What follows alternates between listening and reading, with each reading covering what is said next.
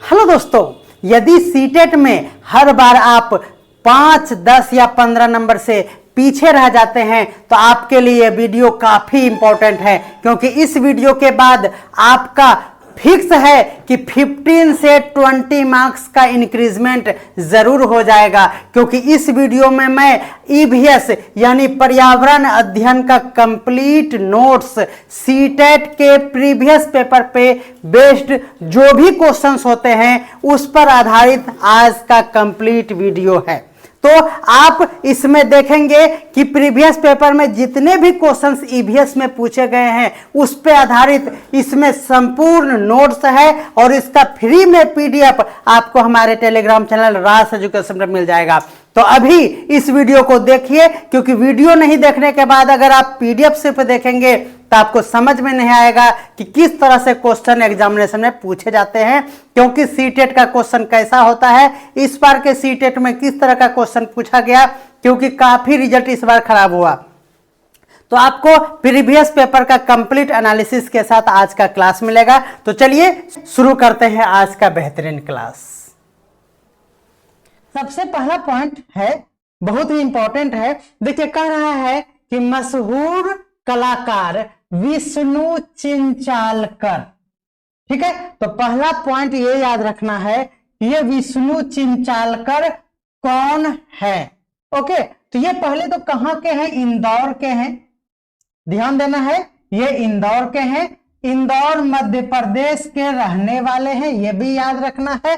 जो सूखे पत्तों से बढ़िया चित्र बनाते हैं, ये क्वेश्चन रहा कि आपसे क्वेश्चन पूछा जाएगा कि निम्न में से कौन सूखे पत्तों का चित्र बनाने के लिए प्रसिद्ध है। तो आपको नाम याद रखना होगा, विष्णु चिंचालकर।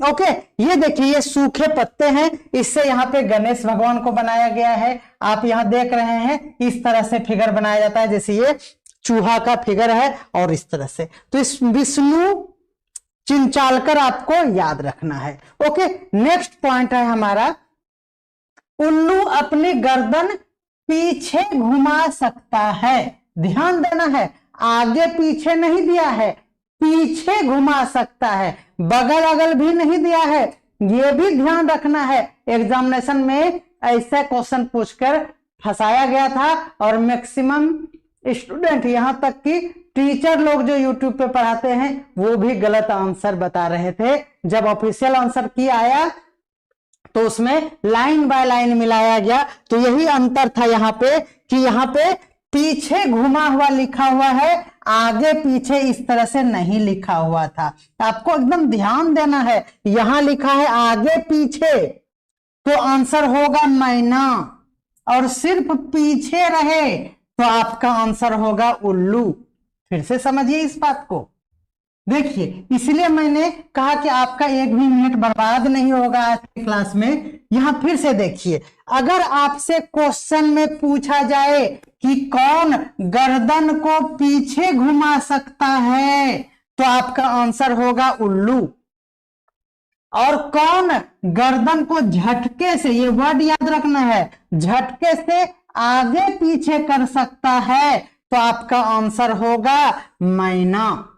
अब आप बताएंगे कि क्या कंफ्यूजन होगा या नहीं अगर आप इस नोट्स को नहीं पढ़ेंगे तो। इसलिए हम आपसे रिक्वेस्ट करेंगे कि आप हमारे टेलीग्राम चैनल को ज्वाइन करके पीडीएफ डाउनलोड करके जरूर पढ़ें। कंप्लीट पीडीएफ, यही स्लाइड आपको हमारे टेलीग्राम चैनल रास एजुकेशन पे मिल जाएगा। ओके, एक बार मैं लाइव चेक कर ले रहा हूं। चलिए, नेक्स्ट स्लाइड में आप देखेंगे। देखिए, यह है ब्रेल लिपि, लेकिन ब्रेल लिपि के बारे में हम सभी जानते हैं, लेकिन कंफ्यूजन देखिएगा कितना है। कहा है कि ब्रेल लिपि का खोज लुई ब्रेल ने किया था, बिल्कुल सभी जानते हैं।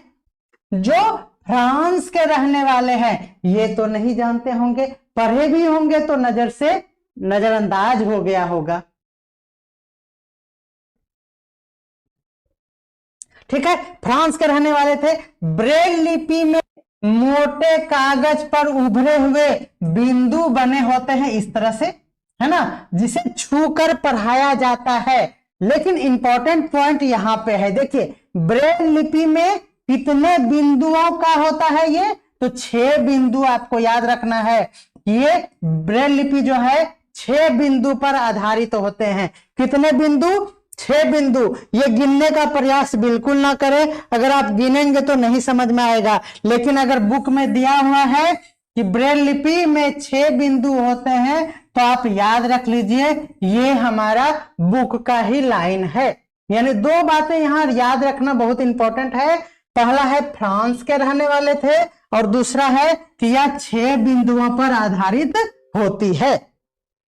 नेक्स्ट देखिए, कह रहा है राजस्थान में बहुत कम बारिश होती है। सभी जानते हैं खूब गर्मियां पड़ती है, ये भी हम लोग जानते हैं।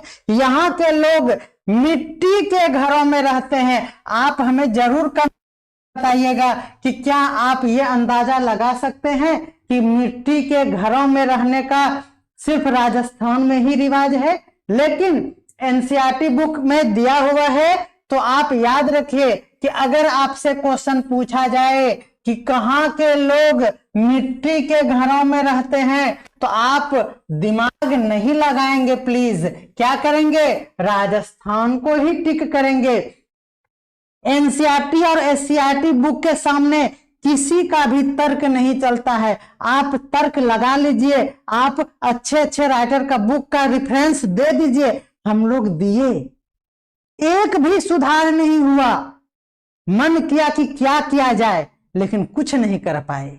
इसीलिए आप इसको मन से पढ़िए। देखिए मिट्टी के घरों में कहां के लोग रहते हैं? राजस्थान के लोग रहते हैं। घरों की दीवारें बहुत मोटी होती है, याद रखना है।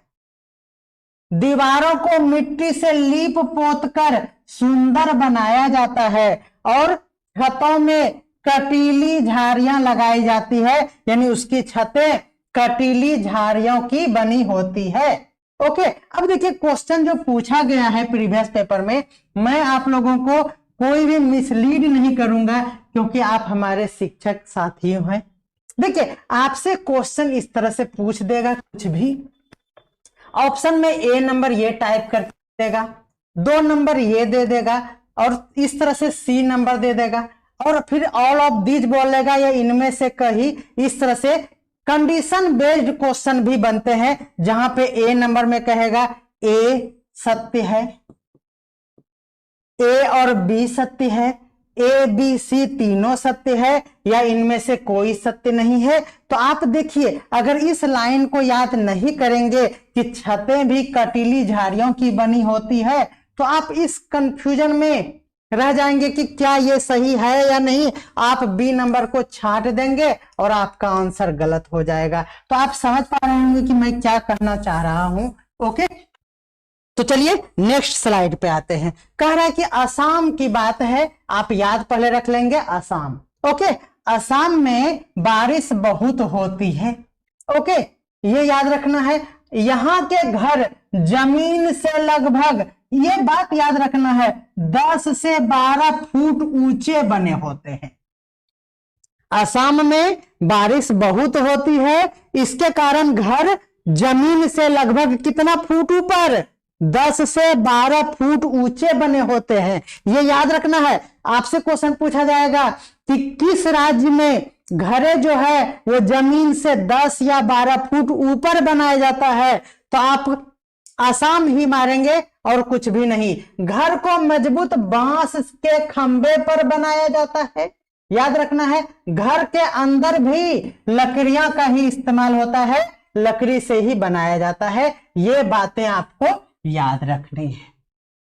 ओके, नेक्स्ट देखिए मनाली के बारे में क्या कहा गया है। कहा कि मनाली एक पहाड़ी इलाका है, सही बात है। यहाँ बारिश बहुत होती है, यहाँ भी बारिश देखिए बहुत होती है। ये इंपॉर्टेंट नहीं है।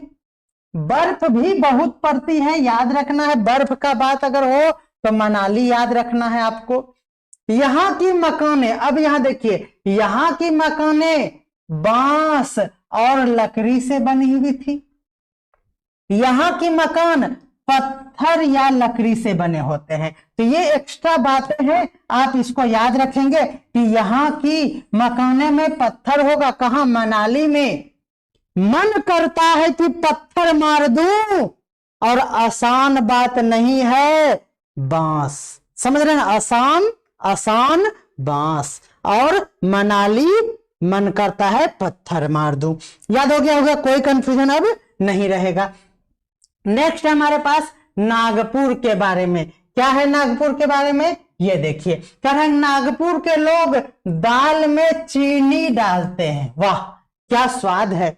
नागपुर के लोग दाल में चीनी डालते हैं। ठीक है।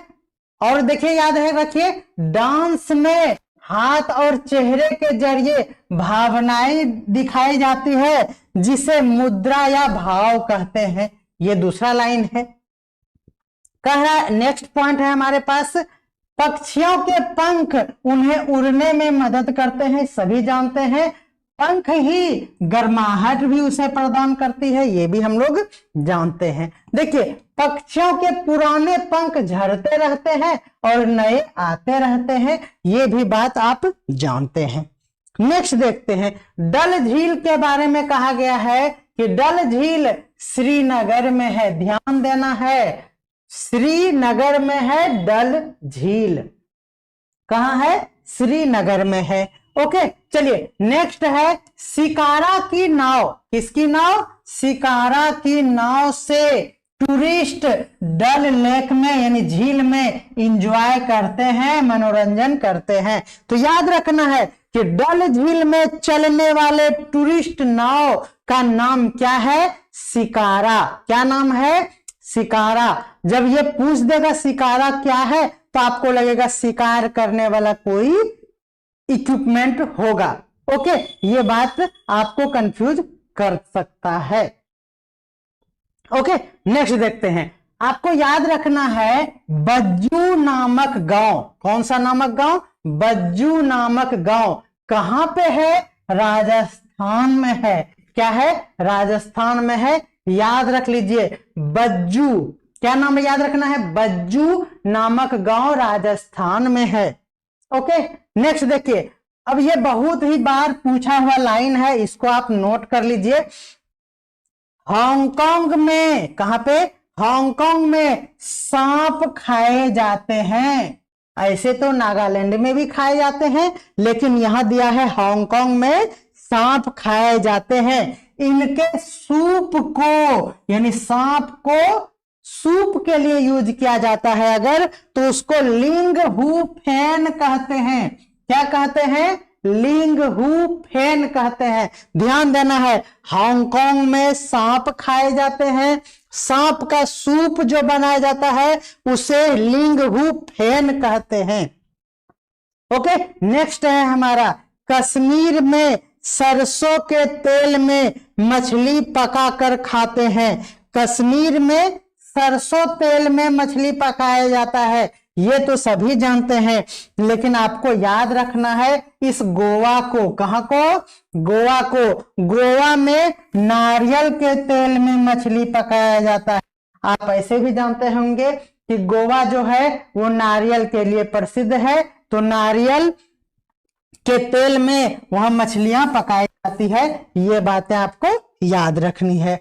नेक्स्ट लाइन देखिए, बहुत ही इंपॉर्टेंट है, आप जितना इंपॉर्टेंट लगा लीजिए, जिस दिन ये क्वेश्चन छपेगा उस दिन आप कहेंगे कि बिल्कुल सही बोल रहे थे। ओके, याद रखना है टैपियोका। क्या याद रखना है? टैपियोका एक प्रकार का फल है। अब सोच लीजिए, टैपियोका क्या है? एक प्रकार का फल है जो केरल में उबालकर खाया जाता है। केरल में उबालकर खाया जाता है। कहां? केरल में। ओके, नेक्स्ट है हमारे पास वल्चर या फिर गिद्ध मरे हुए जानवरों को खाता है, ये बात जानते हैं हम लोग। ये इंपॉर्टेंट लाइन है हमारा। हमिंग बर्ड के बारे में क्या इंफॉर्मेशन है, इसको ध्यान देना है।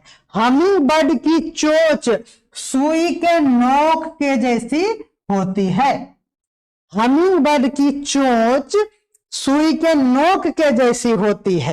ओके, याद रखना है। अब ये देखिए, कबूतर की चोंच गुलाबी होती है। ये बोले तो अच्छा, आप जान रहे थे क्या कि अगर आप बुक में नहीं पढ़े होंगे तो क्या आप ये अंदाजा लगा सकते थे कि कबूतर की चोंच गुलाबी होती है? अब कहेंगे हाँ सही बात है, हम भी ध्यान दिए थे, लेकिन ऑप्शन में रहता तो नहीं बना पाते। और पंख जो है ये ग्रे रंग के होते हैं, ये तो सभी जानते हैं। नेक्स्ट है हमारे पास असम के बारे में, शायद ये रिपीट हो चुका है कि 10 से 12 फुट ऊपर होते हैं, ये रिपीट हो चुका है।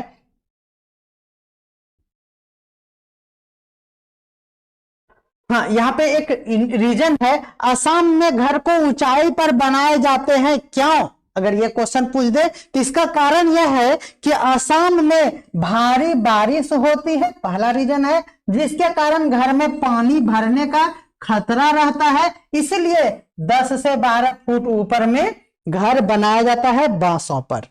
ओके, देखिए मनाली के बारे में यहां मैंने फिगर के साथ आपको समझाने का प्रयास किया है। देखिए ये हमारा है असम वाला फिगर और ये है हमारा राजस्थान वाला फिगर, ठीक है। देखिए मनाली में पत्थरों की और लकड़ी, ये भी रिपीट हो चुका है ना। ये पे देखिए ये बातें समझिए, कह रहा कि राजस्थान के लोग अपने घरों के आंगन में गड्ढा बनाते हैं।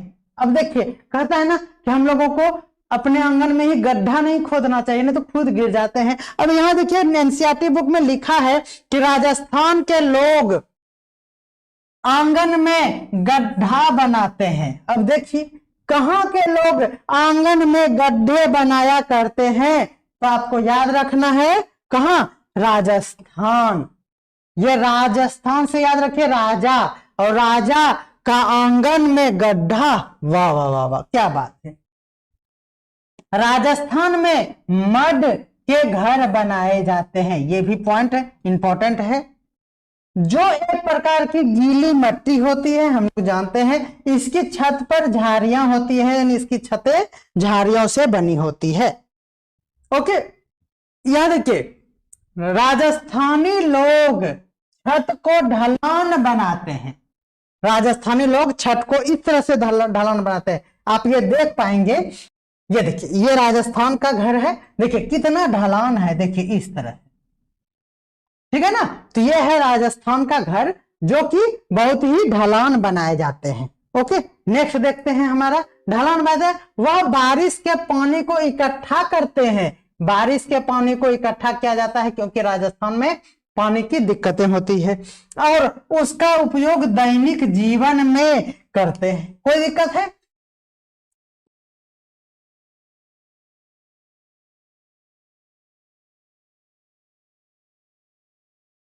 ट्रॉली के बारे में गिवन है, ये ट्रॉली से क्वेश्चन पूछा गया है। कह रहा कि ट्रॉली यह एक लकड़ी से बना हुआ झूला है जो लोहे की रस्सी पर, ध्यान देना है, लोहे की रस्सी पर लगी होती है और पुल्ली के सहारे, इस तरह से गोल पुल्ली होता है और इस पर इस तरह से रस्सी, लोहे के रस्सी लगे होते हैं, तो आप जानते हैं उसको क्या कहते हैं, ट्रॉली कहते हैं। और ये इंपॉर्टेंट है कि ये ट्रॉली लद्दाख के लिए प्रसिद्ध है। तो आप ये जानते होंगे कि हर जगह इसका यूज होता है, हर जगह आप देख सकेंगे, लेकिन इसका जो मेन बुक में दिया हुआ है वो यहाँ पे लद्दाख का चर्चा किया है। इसीलिए आप अगर ऑप्शन में पूछा जाए कि ट्रॉली का यूज यानी ट्रॉली का उपयोग कहां पे किया जाता है, तो आप आंसर में लगाएंगे लद्दाख, और अपना कोई भी दिमाग उसमें एक्स्ट्रा नहीं लगाना है क्योंकि ये बुक का लाइन है। ओके, चलिए नेक्स्ट है हमारे पास वल्लम। ये वल्लम क्या है, केरल में है। ये कहां है, केरल में नदी पार करने के लिए प्रयोग किया जाता है। ये एक बोट है, क्या है, ये बोट है, नदी पार करने के लिए किया जाता है इसका यूज। ये वल्लम लकड़ी के बनते हैं, ये छोटी नाव को ही वल्लम कहा जाता है। ओके, ये देखिए ये छोटा सा नाव है, नदी को पार करने के लिए ये केरल में देखिए यूज किया जाता है। तो आपको केरल याद रखना है, सीधा सीधी संबंध है केरल से इसका। ओके, नेक्स्ट है हमारे पास उत्तराखंड में ऊबड़ खाबड़ पथरीली रास्ते पाए जाते हैं। आप कहेंगे कि ये पथरीला रास्ता तो हर जगह ऊबड़ खाबड़ पाए जाते हैं, लेकिन नहीं, उत्तराखंड की ये बातें हैं, एनसीईआरटी बुक में ये गिवन है, इसीलिए आपको आंसर में उत्तराखंड लगाना है। आप यहां देख सकते हैं कि ये पथरीली रास्ते हैं, ऊबड़ खाबड़ रास्ते हैं, जो उत्तराखंड का है ना, ध्यान देना है। नेक्स्ट है हमारे पास पक्षियों के कान। पक्षियों के कान जो है वह दिखते नहीं है, ध्यान देना है। किसके कान नहीं दिखते हैं, तो आपको ध्यान देना है पक्षियों के कान नहीं दिखते हैं। उनके सिर के दोनों तरफ छोटे छोटे छेद होते हैं। क्या होते हैं? छोटे छोटे छेद होते हैं कानों, सिर के दोनों ओर। किसके ओर? सिर के दोनों ओर छोटे छोटे छेद होते हैं। यह पंखों से ढके रहते हैं और इन्हीं की मदद से पक्षियां जो है सुना करती है। ये बातें याद रखना है कि कान जो छिद्र के टाइप का होते हैं, छेद होते हैं छोटे छोटे, वो पक्षियों के होते हैं। ओके, देखिए नेक्स्ट है हमारे पास छिपकली के भी कान जो होते हैं वो छेद जैसे ही होते हैं और बहुत ध्यान से देखने पर वो दिखाई देते हैं। ओके, तो छिपकली भी उसी में आते हैं जिसके कान में क्या होते हैं? सिर्फ और सिर्फ छेद होते हैं।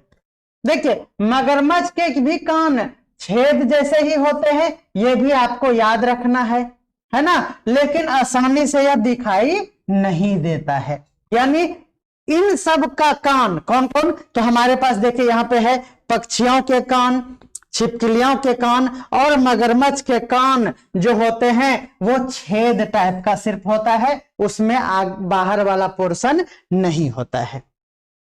जानवरों की खाल पर डिजाइन जो आप देखते हैं, किसी जानवर का स्पेशल टाइप का जो डिजाइन होता है, चित्ता चित्ता या कुछ भी, वो कैसे होता है? तो उसके शरीर के बाल होने के कारण होते हैं, क्योंकि वो जो डिजाइन है सिर्फ बाल पर होता है।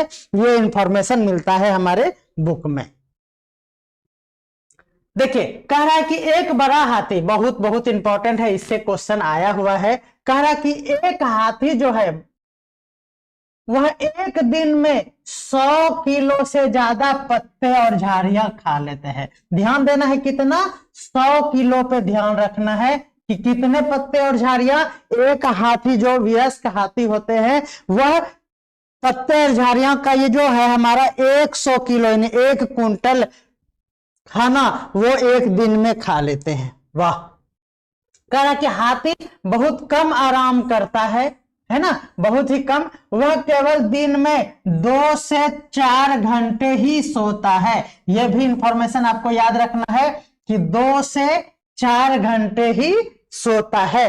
कह रहा कि हाथी को पानी और कीचड़ में खेलना बहुत पसंद है, इससे उसके शरीर का ठंडक मिलते हैं, यानी शरीर उसका ठंडा रहता है, इसलिए वह पानी और कीचड़ में खेलना पसंद करते हैं। हाथी के कान पंखे जैसे होते हैं।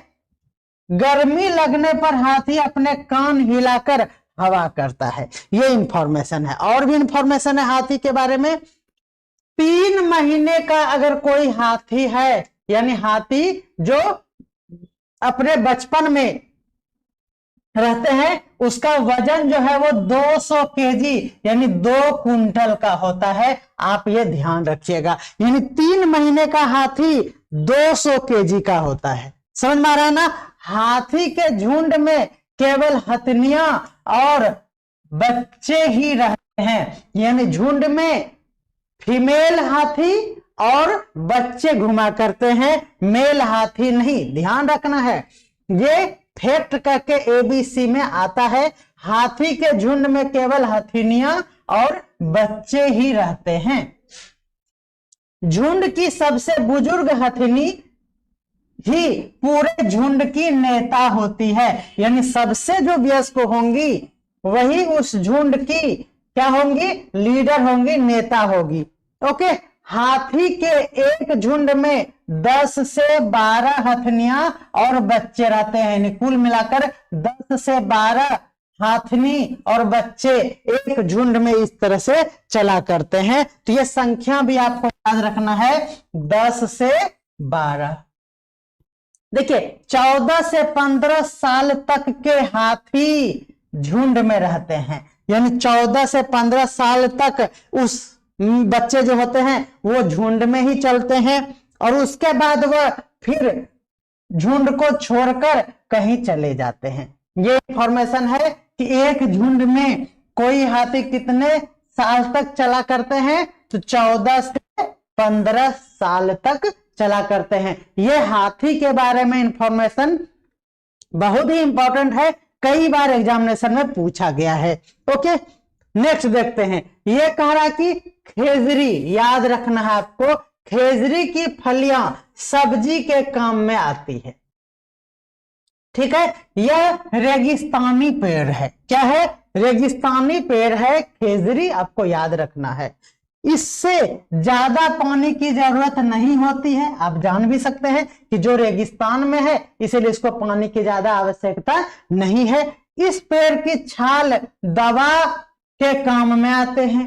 इसकी लकड़ी में कभी भी कीड़े नहीं लगते हैं। ये इंफॉर्मेशन आपको याद रखना है। नेक्स्ट है हमारे पास, देखिए बहुत इंपॉर्टेंट है, बिहार के लोचाहा गांव। ध्यान देना है कि लोचाहा गांव कहां है, तो बिहार में ही है ना।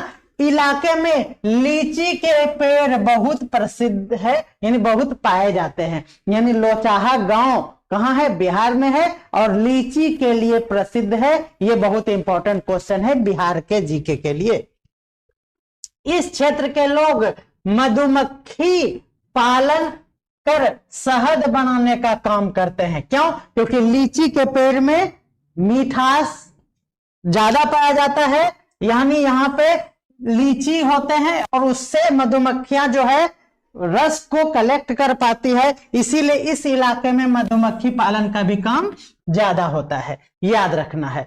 अक्टूबर से, ये बहुत इंपॉर्टेंट लाइन है, अक्टूबर से दिसंबर में मधुमक्खी अंडे देती है। बहुत बढ़िया, अक्टूबर से दिसंबर याद रखना है, मधुमक्खी अंडे देती है। मधुमक्खी पालन का उपयुक्त समय भी यही है, अक्टूबर से दिसंबर, यानी दोनों सेम ही है। आपको ध्यान रखना है। मधुमक्खी पालन का उपयुक्त समय भी आपसे पूछा जाएगा, तो आपको बोलना है अक्टूबर से दिसंबर। कहा कि हर छत्ते में एक रानी मधुमक्खी होती है। हर एक छत्ते में एक ही रानी मधुमक्खी होती है जो अंडे देने का काम करती है, अंडे देती है। ओके, नेक्स्ट देखिए, कह रहा कि छत्ते में बहुत सारी काम करने वाली मक्खी भी होती है। यह दिन भर काम करती है। शहद के लिए फूलों का रस भी काम करने वाली मक्खी ही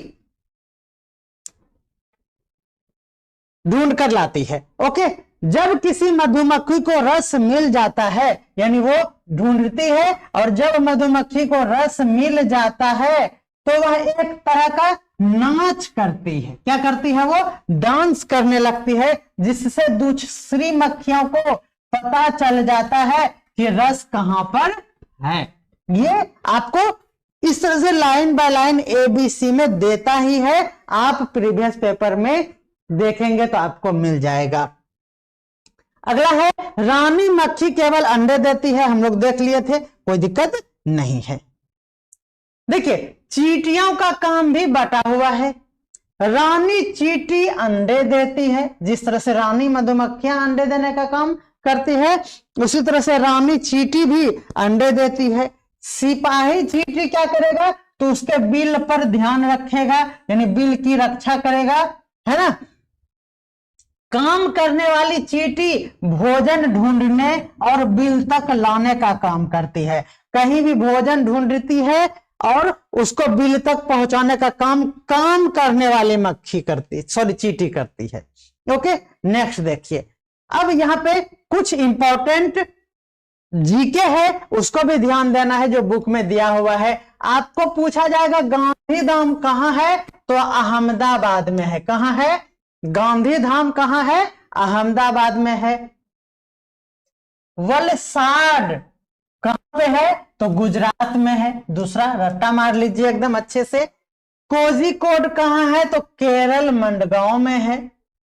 ओके, मंडगांव जो है वो गोवा लाल मिट्टी के लिए प्रसिद्ध है। ठीक है, यहां थोड़ा टाइपिंग मिस्टेक है, आपको ये याद रखना है, ये कोझिकोड जो है वो केरल में है, ये नहीं होगा। कोझिकोड जो है वह केरल में होगा और ये मडगांव जो है वह गोवा में है और ये लाल मिट्टी के लिए प्रसिद्ध है। गोवा से जब केरल तक आप रेल का यात्रा करेंगे, ध्यान देना है, गोवा से केरल तक अगर आप रेल यात्रा करेंगे तो रास्ते में 92 सुरंग मिलेंगे आपको। ठीक है, और 2000 पुल भी उस रास्ते में मिलते हैं। आप देख सकते हैं कि इस तरह का सुरंग ये कहां का है? तो गोवा से केरल जाने के रूट में है। ओके, नेक्स्ट देखते हैं। कह रहा है कि मलयालम में, बहुत इंपॉर्टेंट क्वेश्चन है, मलयालम में मां की बड़ी बहन को वलियम्मा कहा जाता है, याद रखना है। मां की बड़ी बहन यानी मौसी, बड़ी मौसी को क्या कहा जाता है? वलियम्मा कहा जाता है। मां की मां यानी नानी को अम्मू मां कहा जाता है, अम्मू मां कहा जाता है, याद रखना है।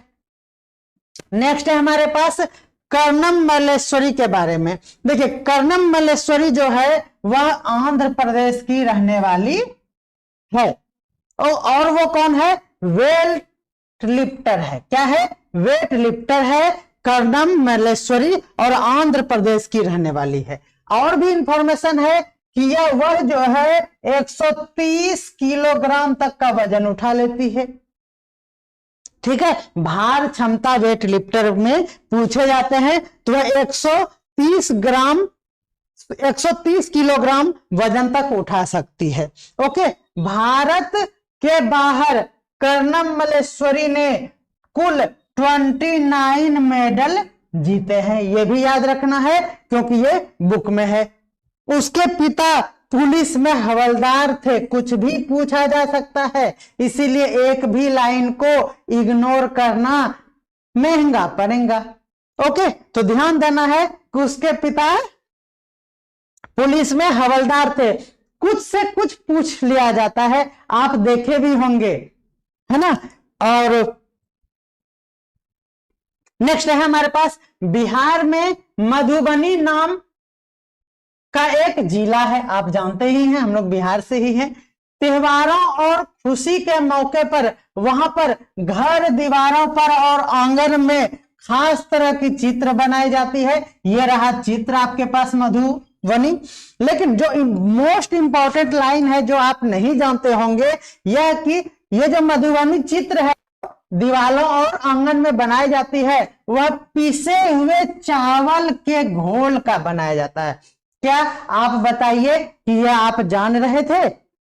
बिल्कुल आप नहीं जान रहे होंगे अगर आप मधुबनी के आसपास के इलाके के नहीं होंगे तो यह चित्र पीसे हुए चावल के घोल में रंग मिलाकर बनाए जाते हैं। ध्यान देना है, यह जो बना हुआ है इस पीसे हुए चावल में, ये लाल हरा जो भी रंग देख रहे हैं, यह चावल में रंग मिलाकर बनाया गया है।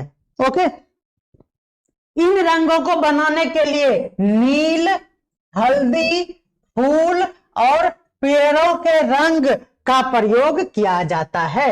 ध्यान देना है, यह सब भी याद रखना है कि उसमें जो रंग है वह आर्टिफिशियल नहीं है, वह नील, हल्दी, फूल और पेड़ों का ही रंग होता है। इन रंगों को बनाने के लिए ये बातें रिपीट हो गया है। चलिए, इन चित्रों में इंसान का चित्र बनाया जाता है, जानवर का, पेड़, फूल, पक्षी और मछलियां आदि का भी चित्र यानी जीव जंतु का चित्र बनाया जाता है। नेक्स्ट है हमारे पास उत्तर प्रदेश में, देखिए बहुत इंपॉर्टेंट है, उत्तर प्रदेश याद रखना है, में कचनार के फूलों की सब्जी बनाई जाती है। आपसे क्वेश्चन यहां से पूछेगा कि कचनार के फूलों की सब्जी कहां पर बनाई जाती है? तो आपको याद रखना है उत्तर प्रदेश। ओके, नेक्स्ट है हमारे पास गुलदावरी, यानी जीनिया से, गुलदावरी जीनिया से रंग बनाए जाते हैं। उन रंगों को कपड़े रंगा जाता है, उन रंगों से कपड़ों को रंगा जाता है। याद रखना है गुलदावरी जीनिया से रंग बनाए जाते हैं, ये इंफॉर्मेशन भी याद रखना है। देखिए उत्तर प्रदेश का कन्नौज जिला, याद रखना है कन्नौज कहां है, जानते भी होंगे, उत्तर प्रदेश में है। ये एक जिला है जहां पे इत्र बनाए जाते हैं और ये इत्र के लिए मशहूर है। कहां? कन्नौज जो उत्तर प्रदेश में है वो किस लिए मशहूर है? तो इत्र के लिए मशहूर है, एक प्रकार का सेंट है। उत्तर प्रदेश के कन्नौज जिलों में फूलों से इत्र बनाए जाते हैं, गुलाब जल और केवड़ा तैयार किया जाता है। ये सब के लिए कौन याद रखना है? उत्तर प्रदेश का कन्नौज जिला आपको याद रखना है। नेक्स्ट है हमारे पास, ये इंपॉर्टेंट पॉइंट है कि डेरा गाजी खान कहां से संबंधित है, किस देश के निवासी है या थे? तो पाकिस्तान आपको याद रखना है। मिट्टी में गोबर मिलाने से उसमें कीड़े नहीं लगते हैं, ध्यान देना है।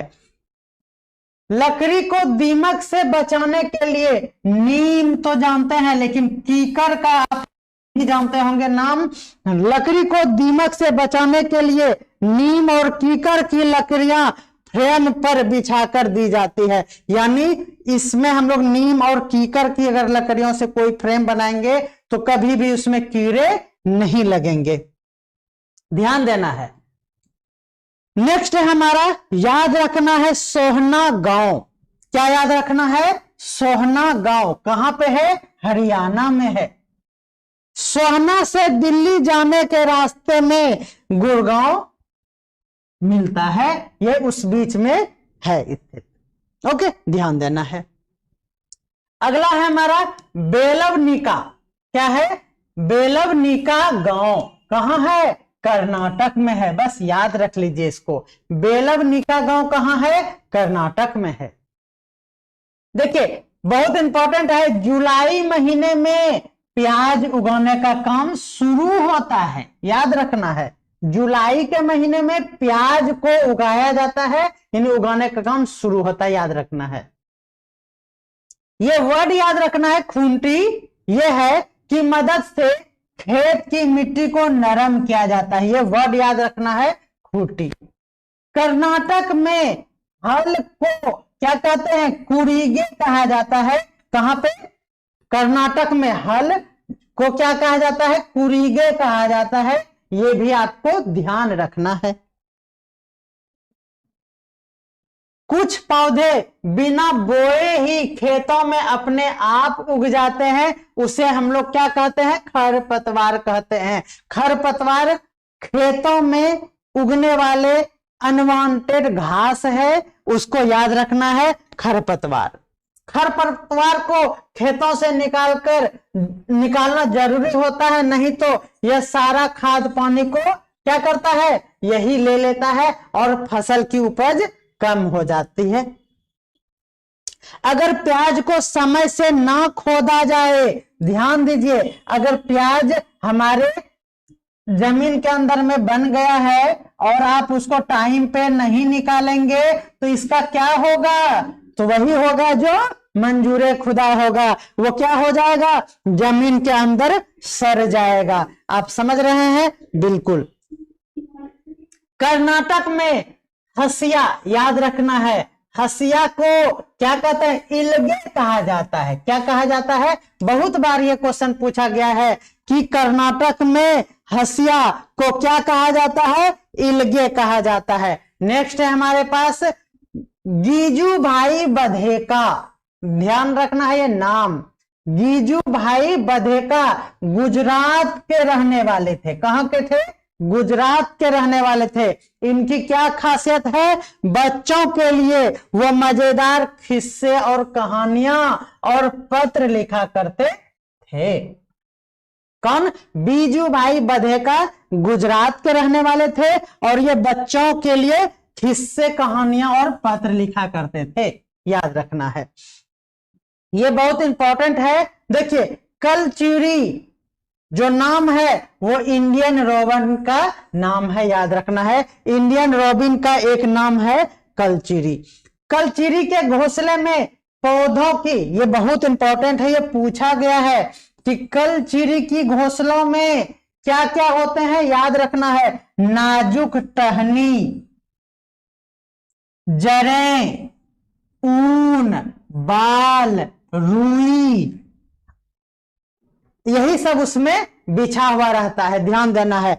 टहनी होंगे, नाजुक टहनी, जड़ें, ऊन, बाल और रुई किस घोंसले में पाई जाती है, तो कलचुरी के घोंसले में होते हैं। आपको यह याद रखना है कि अलग अलग पक्षियों के घोंसले का डिजाइन और उसका बनाने का तरीका, वो किन किन चीजों को चुन चुन कर अपना घोंसला बनाती है, ये एग्जाम में पूछा गया है बहुत बार। ओके, तो पहले कलचुरी के बारे में ये वर्ड याद रखना है जो हमने सर्कल करके आपको समझाया है। नेक्स्ट है कलचुरी के घोंसले में, ये हो गया हमारा, ठीक है। कलचुरी का चोंच अंदर से लाल होते हैं, ये देखिए कलचुरी यही है, इसका चोंच अंदर से क्या होती है, लाल होती है। कलचुरी छोटे छोटे कीड़े खाती हैं, याद रखना है। अब कौवा के बारे में कहा गया है कि कौवे के घोंसले में लोहे के तार और लकड़ी की शाखाएं होती है। देखिए अब यहां हर एक पक्षी का घोंसला के बारे में दिया गया है, तो आपको यह याद रखना कि इसके कलचुरी के घोंसले में क्या क्या था और फिर कौवे के घोंसले में क्या क्या है, तो लोहे के तार भी मिलते हैं और लकड़ी की शाखाएं भी मिलती हैं। ओके, यानी इसी से वो घोंसला बनाया करती है। कोयल अपना घोंसला कभी नहीं बनाती है, याद रखना है, कोयल जो है अपना घोंसला कभी भी नहीं बनाती है। आप कंफ्यूजन में कहीं कौवा ना मार दें, आपको याद रखना है कि कोयल जो है वो सिर्फ करने जानती है, उसको घोंसला बनाने नहीं आता है। ओके, कोयल कौवे के घोंसलों में अंडे देती है, याद रखना, जब ये घोंसला नहीं बनाती है तो वह अंडे कहां देगी, तो कौवे के घोंसले में देगी। यानी कौवा घोंसला बनाता है और उसके घोंसले में लोहे के तार और लकड़ी की शाखाएं होती है। ओके, कौवा अपने अंडे के साथ कोयल के भी अंडे की देखभाल करते हैं, उसे सेता है। यानी कोयल कोई काम नहीं करता है, कौवा ही कोयल के अंडे को भी से देती है। कभी कभी कोयल कौवे के अंडे को फेंक भी देती है। देखिए इस तरह से आप अगर घोंसला में अंडा रखा हुआ है तो कौवा का ये अंडा है, ध्यान देना है ना, और कोयल अपना अंडा भी इसी में दे दिया और दुष्ट प्रजाति से इस अंडे को गिरा भी देती है। कौन, कोयल, याद रखना है कोयल। कोई कंफ्यूजन नहीं है, कौवा पेड़ की ऊंची डाल पर घोंसला बनाता है, ध्यान देना। नेक्स्ट है हमारे पास, देखिए यह है हमारा एक पक्षी फख्ता, क्या है, फख्ता, याद रखना है। कैक्टस के कांटों के बीच या मेहंदी के पेड़ में घोंसला बनाती है। आपसे क्वेश्चन पूछा जाएगा कि कैक्टस के कांटों के बीच निम्न में से कौन सी पक्षियां घोंसला बनाती है, तो आपको याद रखना है फख्ता, ठीक है। या फिर मेहंदी के पेड़ में भी घोंसला फख्ता बनाती है। गोरैया के बारे में है, या हमारे घरों के अलमारी के ऊपर, आईनों के पीछे और भी बहुत जगह वेंटिलेशन सब में ये घोंसला बनाती है गोरैया। कबूतर जो है पुराने मकान या खंडहर सब में अपना घोंसला बना लेती है। बसंत गौरी, देखिए ये आप देख रहे हैं, ये पक्षी बसंत गौरी है। बसंत गौरी यह गर्मियों में पेड़ों में टुक टुक करते रहती है और पेड़ों की तनों के छेद में गहरा करके अपना अंडे देती है। यानी तने के छेद में जहां पे खोरा टाइप का रहता है वहीं पे वो घुस के अंडे दे दिया करती है। यानी ये भी घोंसला नहीं बनाती है, खोरर में ही रहती है और वहीं पे अंडे देती है।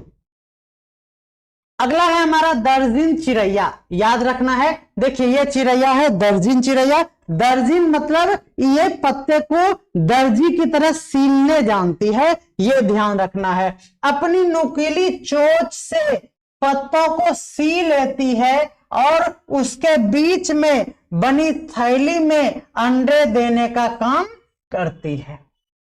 कौन? नाम से ही पता है, दर्जिन चिड़ैया। ओके, अगला है हमारा शक्कर खोरा, याद रखना है। देखिए यहां पे है शक्कर खोरा, देख रहे हैं, यह किसी छोटे पेड़ या झाड़ी में लटकती हुई, ध्यान देना इस वर्ड को, लटकती हुई डाली पर अपना लटका हुआ घोंसला बनाती है। ध्यान देना है, आप देखे भी होंगे इस तरह से लटकता हुआ घोंसला। वो कौन है? हमारा शक्कर खोरा। यह अपना घोंसला किससे बनाती है? बाल, बारीक घास, पतली सूखे पत्ते, रुई और पेड़ की छाल से अपना घोंसला बनाती है। मकड़ी की जालें और कपड़ों के चिथड़े उसके घोंसले में होते हैं। सोचिए कितना अच्छा अच्छा क्वालिटी है इसके घोंसले का। नेक्स्ट है हमारे पास, नेक्स्ट पक्षी है नर वीवर पक्षी, याद रखना है। यह अपने घोंसले बनाते हैं, यह अपने अपने घोंसले बनाते हैं। ओके, मादा वीवर पक्षी, यही नर है और ये मादा है। नर के बनाए हुए घोंसलों में ही यह घोंसले को पहले देखती है, समझिएगा। मादा वीवर पक्षी यानी फीमेल पक्षी जो है वीवर पक्षी, वह नर यानी मेल के बनाए घोंसले को पहले देखती है। अगर उसको पसंद आता है, अगर उसे सबसे अच्छा जो लगता है उसी में वो जाकर अंडे देती है। समझ रहे हैं ना, यानी पक्षियों के भी नखरे अनेक हैं। सबसे अच्छा लगता है उसी में वो जाकर अंडे देती है। कह रहा है कि पक्षी केवल अंडे देने के लिए ही घोंसला बनाते हैं। जब अंडों से बच्चे निकल जाते हैं तो वह घोंसला छोड़कर उड़ जाया करती है, याद रखना है। अब देखिए सांप के दांत के बारे में कुछ इंफॉर्मेशन है हमारे पास। कह रहा है कि सांप की दांतें नुकीली होती है, वह शिकार को चबाकर नहीं बल्कि पूरा ही निगल जाया करती है, ध्यान देना है। गिलहरी की दांत हमेशा बढ़ते रहते हैं, याद रखना है। हमेशा बढ़ने का जो दांत में लक्षण है वह गिलहरी, आपको याद रखना है। क्या? गिलहरी, क्योंकि गिलहरी की दांत जो है काटने और कुतरने के कारण हमेशा घिसते रहते हैं, इसलिए वो बढ़ते रहता है। पर्यावरण शिक्षा केंद्र कहाँ है? बहुत इंपॉर्टेंट लाइन है। पर्यावरण शिक्षा केंद्र अहमदाबाद में है। कहाँ है? अहमदाबाद में है। नेक्स्ट हमारे पास, घास का पौधा जितना जमीन के ऊपर में रहता है उतना ही अंदर तक फैला हुआ रहता है। नेक्स्ट है हमारे पास, बरगद के पेड़ में जो लटकन यानी लटका हुआ जो आप देखते हैं उसका जड़ है ना, उसकी जड़ें होती है और ये तना नहीं है, याद रखना। ये जो लटकते रहता है वो उसकी जड़ें हैं, वे टहनियों से निकलती है और बढ़ते बढ़ते जमीन के अंदर चली जाती है। बरगद की लटकन वाली जड़ें जो है वो बहुत ही मजबूत होती है और खंबे की तरह पेड़ को सहारा दिया करती हैं। नेक्स्ट हमारे पास रेगिस्तानी ओक के बारे में। रेगिस्तानी ओक ऑस्ट्रेलिया के रेगिस्तान में पाए जाते हैं, याद रखना है।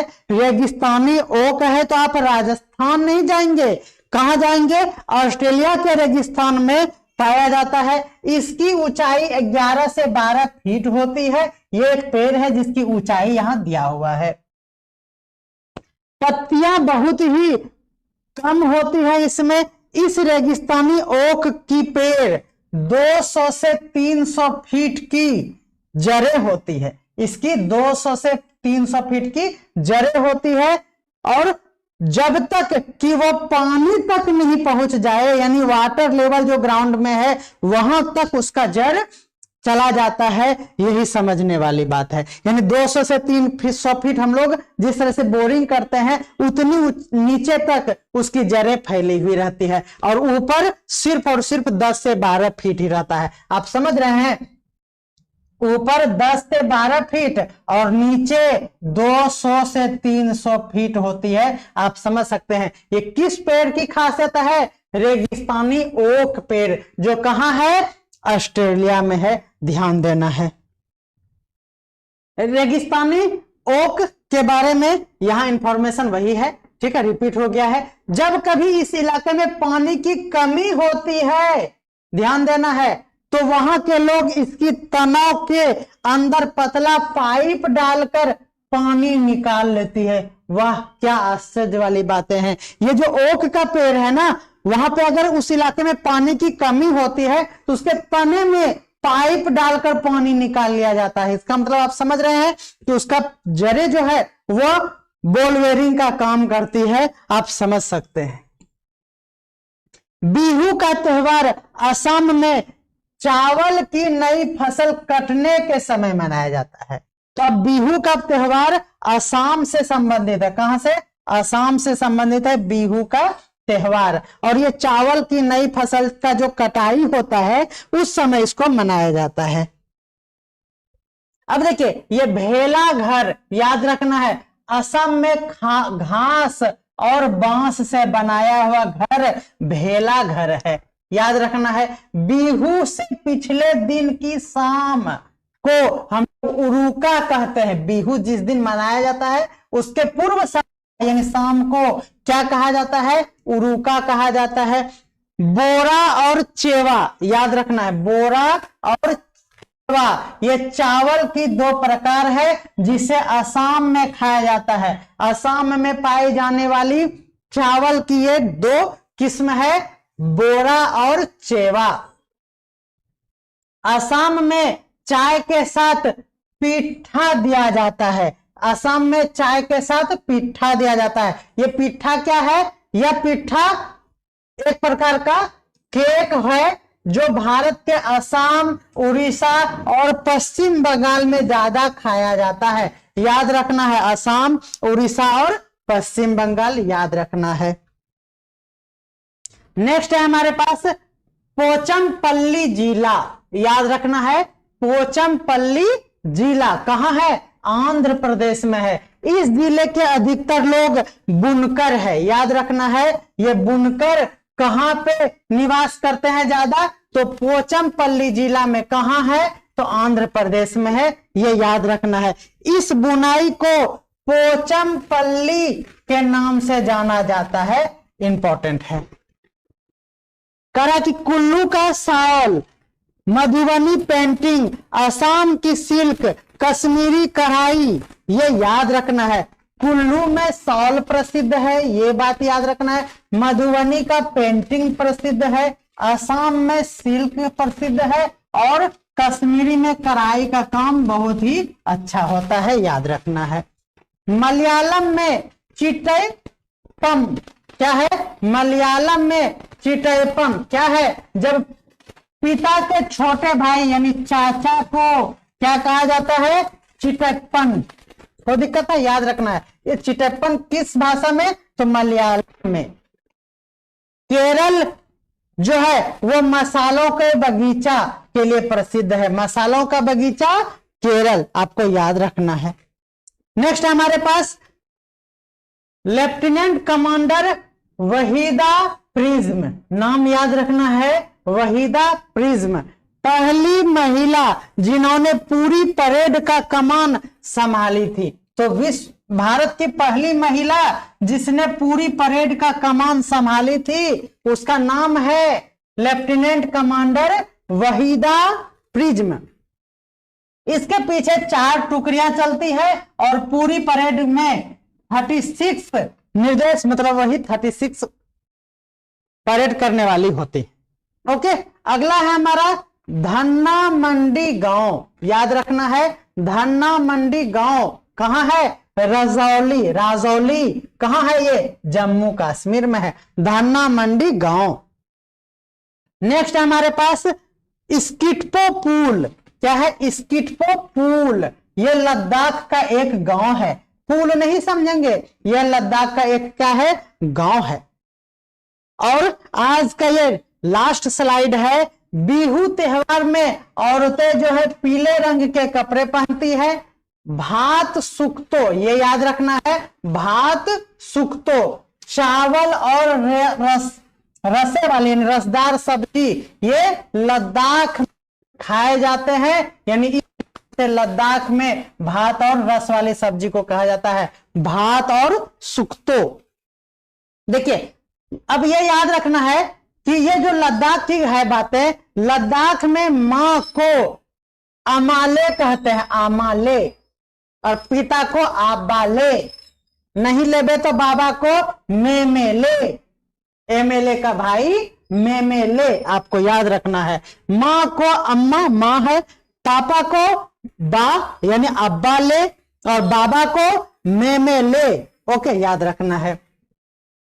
होलकुंडी गांव, कौन सा गांव, होलकुंडी गांव, कहां पे है, कर्नाटक में है। ये देखिए नलमरा गांव कहां है, आंध्र प्रदेश में है। और बाजार गांव कहां है, महाराष्ट्र में है।